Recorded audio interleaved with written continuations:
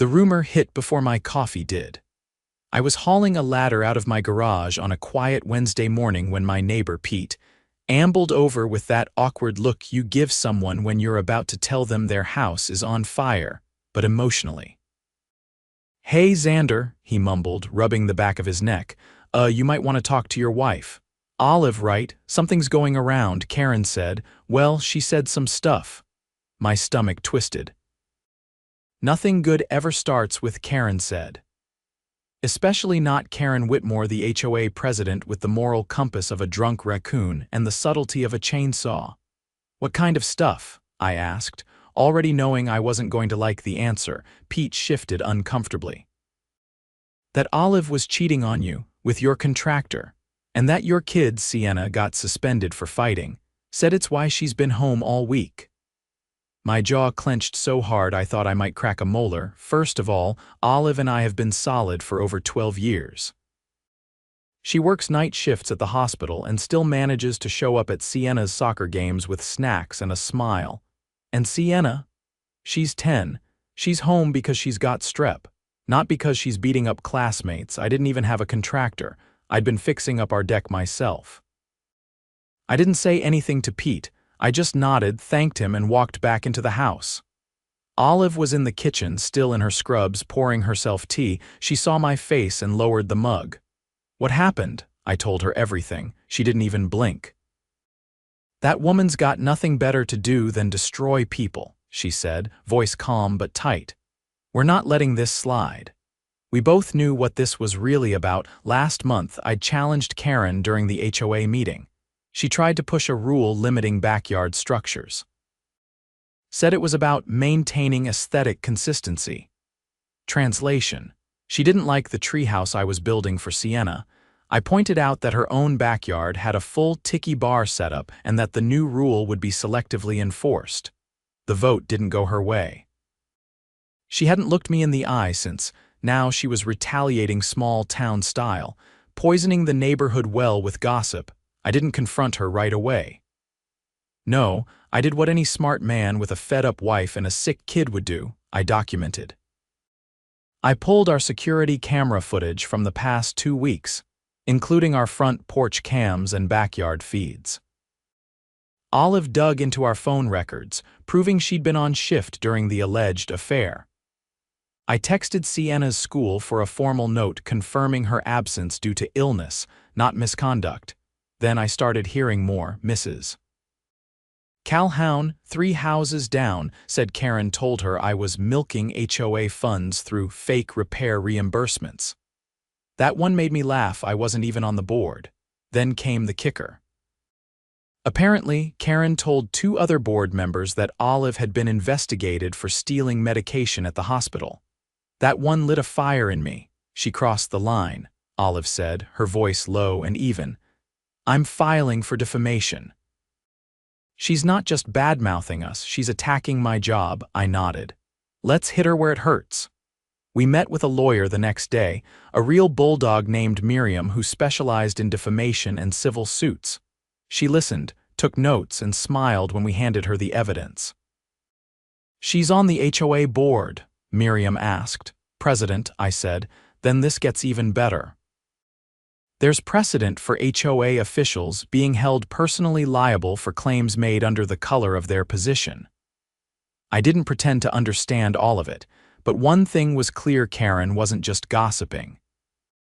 She was using her title as HOA president to spread lies, and that made her legally vulnerable. Miriam filed the paperwork fast. We requested a cease and desist first, just to be civil. Karen responded by doubling down. She actually sent out a printed newsletter. Yes, printed. She's that kind of petty, warning residents to be mindful of families who may be endangering neighborhood standards. She didn't name us, but everyone knew. I confronted her on our sidewalk. She was watering her roses. White gloves, sun hat, the whole Stepford routine. "Karen," I said, voice flat, "you need to stop." She didn't look up. "I don't know what you mean." "You know exactly what I mean. You talk about my wife again, and you'll be doing it in front of a judge." She finally turned, gave me that condescending fake smile. "Oh, Xander, I'm just trying to protect our community." I stared at her for a long second. Then you better start protecting yourself. Because we're coming for everything. 3 days later, we served her with the defamation suit. Karen tried to play victim. She sent out another email to all HOA members, this time accusing us of harassment and abuse of legal systems. But Miriam shut that down fast. Every claim we made was backed by hard evidence. And Karen, she had nothing. Then something unexpected happened. People started siding with us. Turns out we weren't the first ones she targeted. A retired veteran down the block, George, came forward. She once tried to fine him for flying his flag too high. A single mom said Karen spread rumors about her having different men over when it was just her brother helping with repairs. They were tired, just like us. We collected statements, dozens of them. People who'd been bullied, fined, and slandered by Karen over the years. It wasn't just about us anymore, it was about the whole neighborhood. Miriam added those statements to the case. It painted a picture of a woman who used her position to control, punish, and defame anyone who didn't bow to her vision of suburbia. The court date was set. Karen, still smug, showed up with a high-priced lawyer and a stack of counterclaims, but none of them held up. We had footage, dates, testimonies, even a recording of her saying, "It's my job to keep the trash out of this neighborhood," in reference to us caught on a neighbor's Ring cam. The judge wasn't amused. He ruled in our favor. Karen was ordered to pay damages for defamation, including emotional distress and reputational harm. The total, just over $80,000. She went pale. I didn't feel bad, not even a little. She had spent years tearing people down, and now the only thing she'd built her bank account and reputation was crumbling. But that wasn't the end, because during discovery, something else came to light. Something that would make sure Karen Whitmore's HOA reign ended for good. And this time, she wouldn't just lose money, she'd lose her freedom. The day after the court ruling, I drove Sienna to her piano lesson and came back to find a plain white envelope taped to our front door. No stamp, no return address, just a single sheet inside, typed, not signed. It read, "Look into the HOA's maintenance fund. Start with the storm drain project." I stood there on the porch, the paper catching a breeze, wondering which of our neighbors had decided to pass us this breadcrumb. Whoever it was, they didn't want to be seen. And that meant they were scared, probably for good reason. Over the next few hours, Olive and I dug through public records like we were on a deadline. The HOA's financial reports were posted online, skimpy, vague, and mostly useless. But buried in the meeting minutes from a year ago, there was a note about a storm drain revitalization initiative approved with a budget of $25,000. The work was supposedly completed 8 months ago. Here's the problem. I walk my dog past that drain every morning. It still floods when someone sneezes too hard. There was no way anyone had done real work on it. I shot off an open records request to the city's Public Works Department, pretending to be a curious homeowner. They responded the next morning. No permits had been pulled, no inspections filed. No city contractor had touched it. So where did the money go? I didn't want to tip my hand too early, so I waited until the next HOA meeting, which was scheduled for that Thursday night. Karen hadn't resigned yet. She still strutted around with her clipboard and her fake pearls as if the lawsuit had been a minor inconvenience. The board let her stay on while she appealed, which was laughable because there was nothing to appeal. She lost, fair and square. The meeting was held in the community clubhouse, which still smelled faintly of lemon cleaner and frustration. Olive stayed home with Sienna, no need for them to sit through Karen's circus act again. I brought a folder, a legal pad, and a digital voice recorder in my pocket. Not because I expected fireworks yet, but because I was done relying on memory. Karen opened the meeting with her usual performative warmth. "Let's keep things positive tonight," she said, eyes landing on me for just a second too long. I waited until the second half of the meeting, right after they talked about repainting the tennis court lines. "I have a question about last year's storm drain project," I said, standing up. Karen blinked. That matter was closed in April. The board approved repairs and the funds were allocated. You said the work was completed, but the city has no record of permits or inspections. They said nothing was ever scheduled. A beat passed.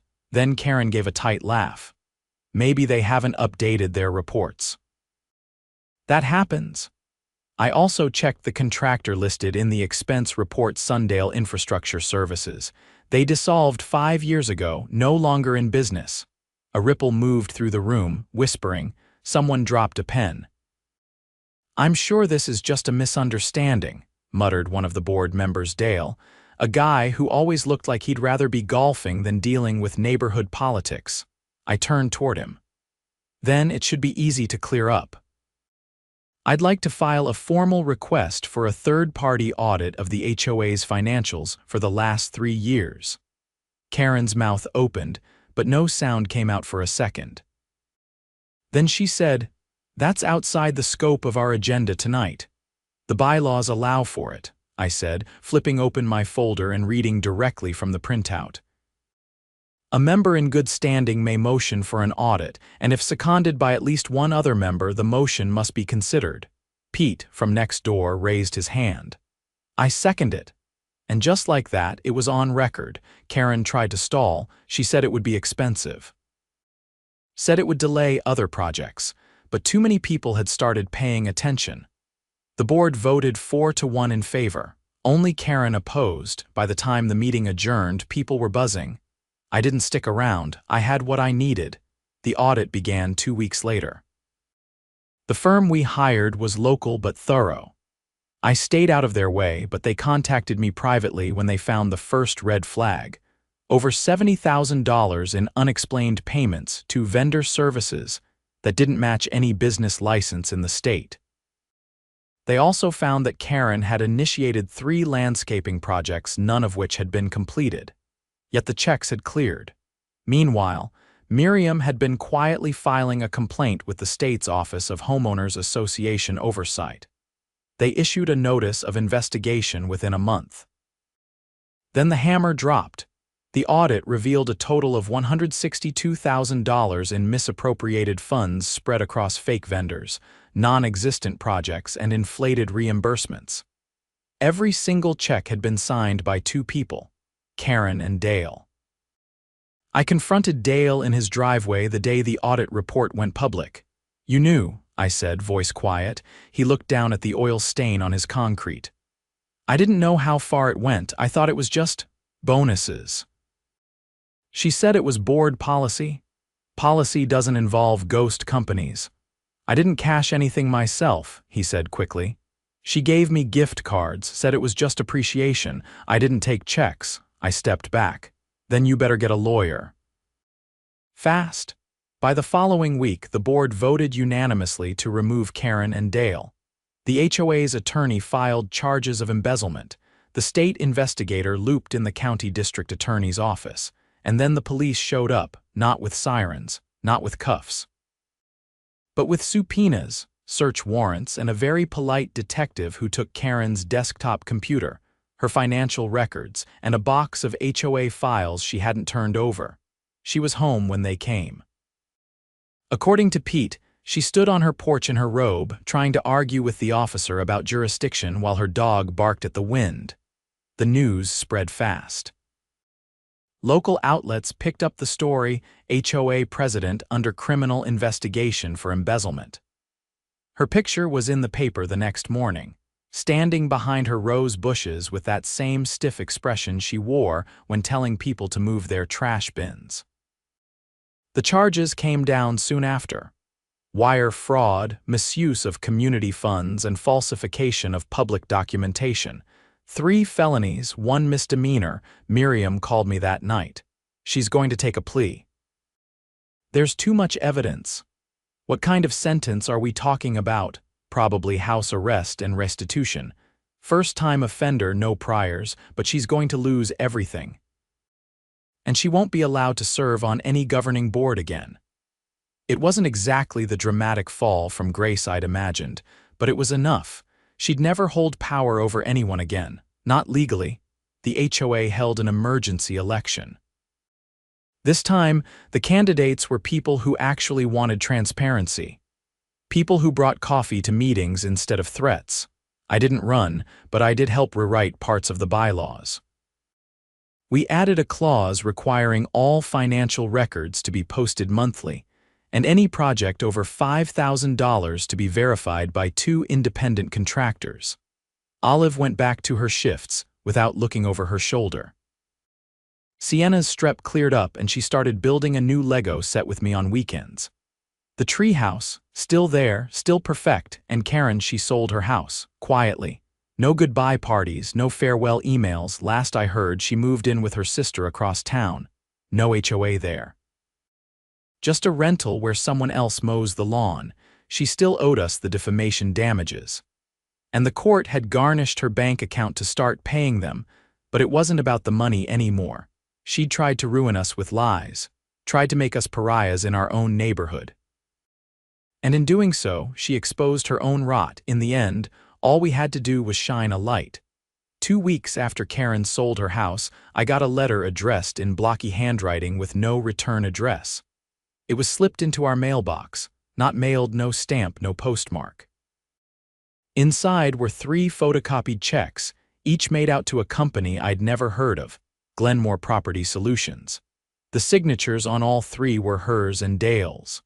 The amounts were staggering: $42,000, $35,000, and $65,000, but what caught my eye wasn't the money.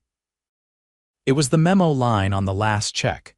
Phase 2 Property Acquisition Glenmore Ridge. I stared at it, trying to make sense of the term. Glenmore Ridge wasn't in our neighborhood, it wasn't even in our zip code. I'd heard the name before, though it was a failed luxury development about 15 minutes outside of town.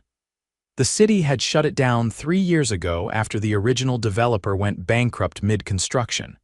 The land had sat untouched ever since, overgrown and fenced off. I showed Olive that night. She read the memo and leaned back in her chair slowly. "There's no way the HOA was investing in land outside our jurisdiction," she said. "That's illegal, completely outside their charter." I nodded. "And if they did anyway, they'd need a reason to hide it. A personal stake." Pete still worked part-time at the county assessor's office. I called him the next morning and asked if he could look up property records tied to Glenmore Ridge. I didn't tell him why. I just said we were looking into something for the audit follow-up. He agreed, a little hesitant but curious. He called back an hour later. 2 of those lots, Lot 17 and Lot 19, were purchased under a shell company 3 months ago, he said. Registered to an LLC out of Florida. Want to guess the name? Glenmore Property Solutions, I said. Bingo. And guess who's listed as the registered agent? I didn't want to say it, but he did. Dale's wife. I thanked him and hung up. Then I sat at the kitchen table for a long time staring at the checks again. This wasn't just embezzlement, this was laundering. They were funneling HOA funds into a shell company to buy land for themselves. Probably planning to flip it once development restarted, using our neighborhood's money to bankroll personal investments. No wonder Karen had fought so hard to stay in power. She hadn't just been petty and controlling. She'd been running a criminal racket. I called Miriam. She didn't waste time. Within 24 hours, she had filed a complaint with the state attorney general's office and forwarded the evidence to the county's financial crimes division. They looped in the FBI immediately. Once interstate financial transfers and shell corporations came into play, it became a federal matter. The following week, 2 unmarked black SUVs rolled into the neighborhood. No sirens, no shouting. Just quiet men in suits walking up to Dale's door while a 3rd agent took pictures of his mailbox, his driveway, and the security camera above his garage. Dale opened the door in a fishing vest and froze. He was escorted to the back seat of one of the SUVs without handcuffs, but with the sort of firm guidance that didn't leave room for negotiation. 2 hours later, a federal subpoena landed in my inbox. They wanted everything: emails, audit documents, statements, even my handwritten notes from the HOA meeting where I brought up the storm drain. I sent it all. Meanwhile, the neighborhood was buzzing. Nobody had seen Karen since she moved out, but the gossip about Dale spread like wildfire. Turns out he'd been quietly trying to sell his house for weeks. Now the for sale sign was gone, and a red sticker that read "Property under investigation, do not disturb" was taped across the lockbox. The investigation moved fast. Faster than I expected, honestly. Within a month, the feds had confirmed that Glenmore Property Solutions had received over $200,000 directly from the HOA's reserve funds.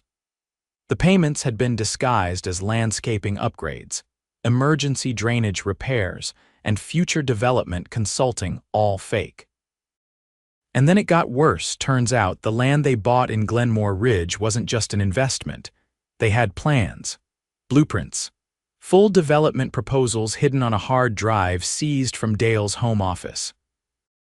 They were trying to start their own HOA-style gated community, using stolen funds to buy cheap land and sell it at inflated prices once the market rebounded. Karen had a role too. Emails showed she'd been in direct contact with a real estate agent who specialized in distressed properties. She'd even written a letter of intent to a contractor, offering to fund early clearing and grading with private resources.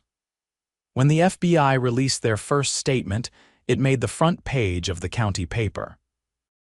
Local HOA officials indicted in multi-state real estate scheme. They were charged with wire fraud, conspiracy to commit real estate fraud, money laundering, and misappropriation of community funds. The feds seized their bank accounts, froze the shell company's assets, and flagged the Glenmore Ridge land for forfeiture. I sat on the porch that evening with Olive, passing the paper back and forth like it was too heavy to carry alone. "You think they actually thought they'd get away with it?" she asked. "They got away with it for years," I said. "They probably thought they were too boring to notice." She looked over at me. "And you noticed?" I didn't answer. I didn't need to. The HOA held a special session to discuss the fallout. This time, the room was packed. People who had never shown up before came in folding chairs and stood in the back. The new interim president, a retired librarian named Cynthia, opened the floor for questions. "How do we keep this from happening again?" someone asked. I raised my hand. "We start by eliminating discretionary project funds," I said. "Every project gets an independent contractor bid and no payments are issued without proof of work from two unrelated inspectors." Cynthia nodded. "Agreed." "We're also proposing a neighborhood oversight subcommittee, volunteers who monitor financial activity and report directly to the board, not through it." The room broke into applause. For the first time since I'd moved in, I felt like the people around me weren't just neighbors, they were allies. That night, Pete came over with a 6-pack and a manila folder. "I never showed you this," he said, handing it to me. Inside were copies of old board emails, things he'd dug up when Karen first started spreading lies. "Why didn't you give me these earlier?" I asked. I wanted to. But I was afraid, figured if I got involved I'd end up with a target on my back too. I flipped through the pages. One email stood out. It was from Karen to Dale, dated 6 months before the storm drain project. "Let's keep pressure on Xander. If he keeps challenging us, we'll have to make an example. His wife's job makes her vulnerable. We just need one rumor to stick." I stared at the words, feeling a cold knot tighten in my chest. "She did this on purpose," I said, more to myself than to Pete. "She planned the whole thing." Olive read the email later that night. She didn't cry, she didn't rage. She sat very still, then folded the page and placed it in the drawer with our legal documents. "Let them try again," she said, but they wouldn't, not anymore. Karen took a plea deal. 5 years probation, full restitution, and a permanent ban from serving on any board or managing any financial assets that weren't personal. She was also ordered to record a formal apology, which the court uploaded to the county's public access site. It was stiff, emotionless, and clearly written by her lawyer, but it was there. A record. Dale wasn't so lucky. The feds pressed harder on him. He'd falsified invoices and forged contractor signatures. He got 18 months in federal prison, followed by supervised release. His house was seized to repay part of the stolen funds. The HOA slowly stabilized. The new board worked transparently, held open budget sessions, and even launched a monthly newsletter written by different residents each time. People started showing up to meetings for the right reasons: gardening tips, neighborhood watch updates, even a chili cook-off sign up. And our family, we were left alone. No more sideways glances. No more whispered rumors.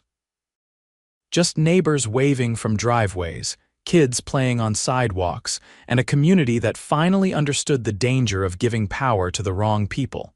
The house felt warmer, lighter. And every time I walked past the old clubhouse, I remembered what it used to represent and what we'd fought to protect. Not just our names, but the truth. 3 months passed like the slow settling of dust after a demolition. The neighborhood had grown quieter, not in the absence of activity sort of way, but in the sense that people no longer whispered behind hedges or paused conversations when someone walked by. It was a new kind of quiet one, built on transparency and a hard-won sense of mutual respect. I was repainting the trim on our garage one Saturday morning when Cynthia, the new HOA president, stopped at the edge of the driveway.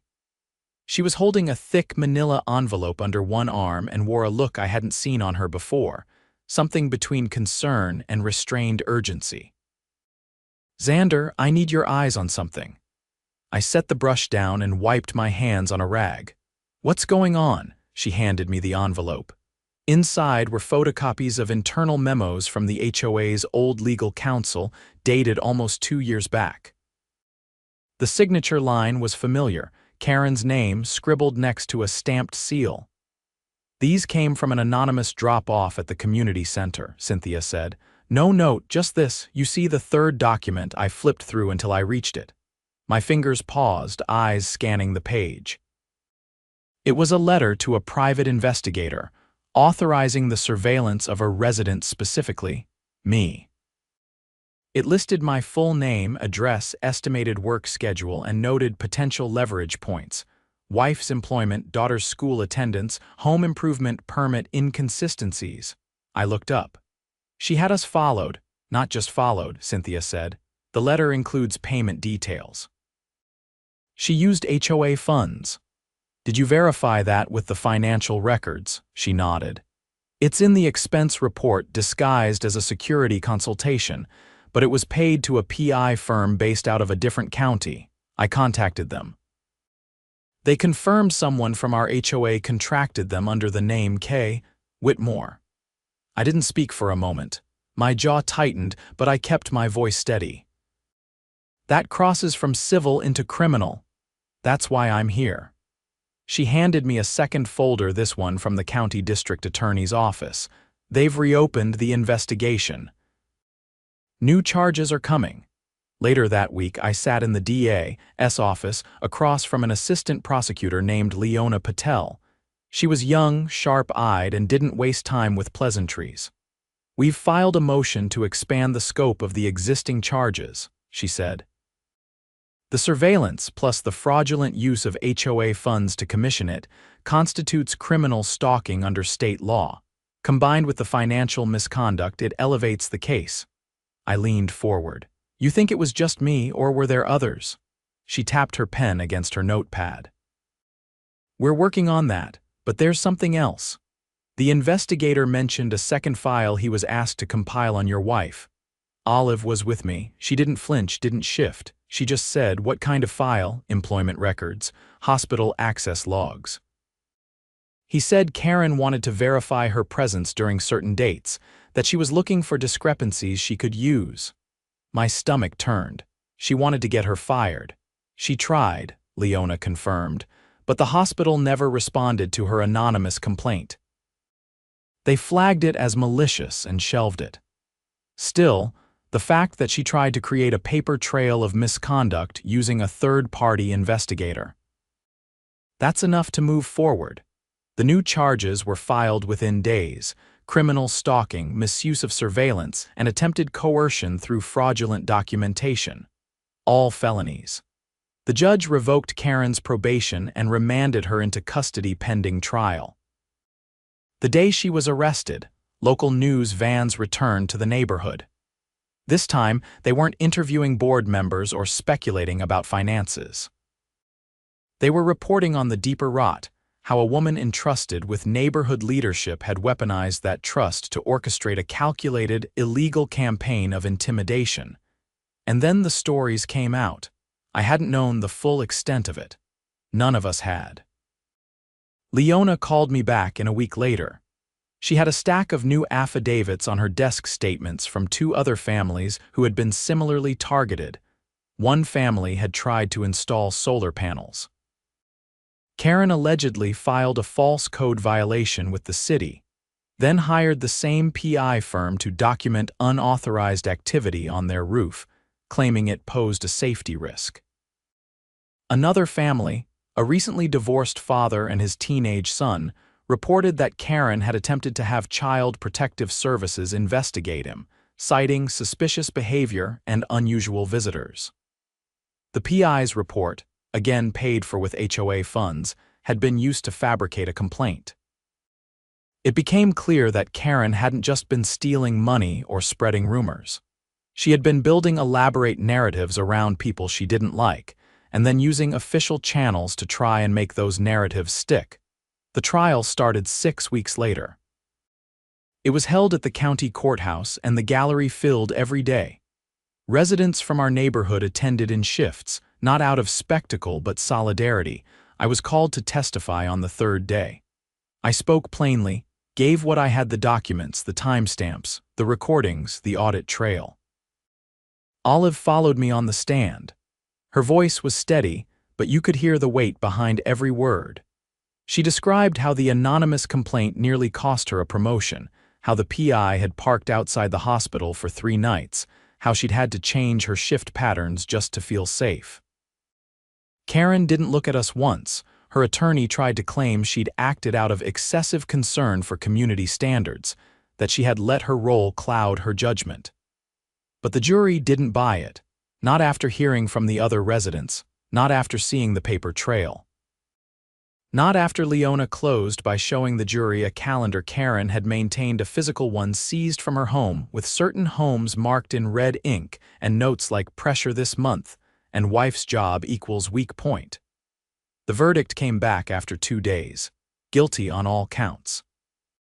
The judge sentenced her to 5 years in state prison, no parole for the first 3. She was also ordered to pay restitution to every family she had targeted, including a separate civil penalty to the HOA for damages to its reputation and funds, but the part that mattered most. The judge issued a lifetime ban on her holding any fiduciary or leadership position in any community organization, anywhere in the state. Karen was led out of the courtroom in handcuffs. No pearl necklace this time, no clipboard. Just a woman who had built an empire of control, now reduced to a cautionary tale. The neighborhood moved forward. The HOA board voted to install a permanent independent auditor. All major decisions were now subject to community vote. A new subcommittee was formed to oversee code enforcement, ensuring no one person ever held too much power again. Cynthia stayed on as president, though she insisted it was temporary. She wanted to help steer the community through the transition, then find someone younger to take the reins. Someone with no interest in control, only fairness. I declined when they offered me the position. "I'm better with a paintbrush than a gavel," I told them. Instead, I helped set up the neighborhood's first community day, a Saturday morning where everyone pitched in to clean up the walking trails, repaint the playground, and share a potluck lunch. Olive brought her signature lemon bars. Sienna ran the lemonade stand, raising $37 for the animal shelter. When Cynthia handed her a thank you card from the board, Sienna grinned and said she wanted to donate the money in memory of the mean lady who used to hate tree houses. Even the older residents laughed. That night, as we sat on the back porch, the deck lights glowing softly, Olive leaned into my shoulder and watched Sienna chase fireflies across the lawn. It's strange, she said.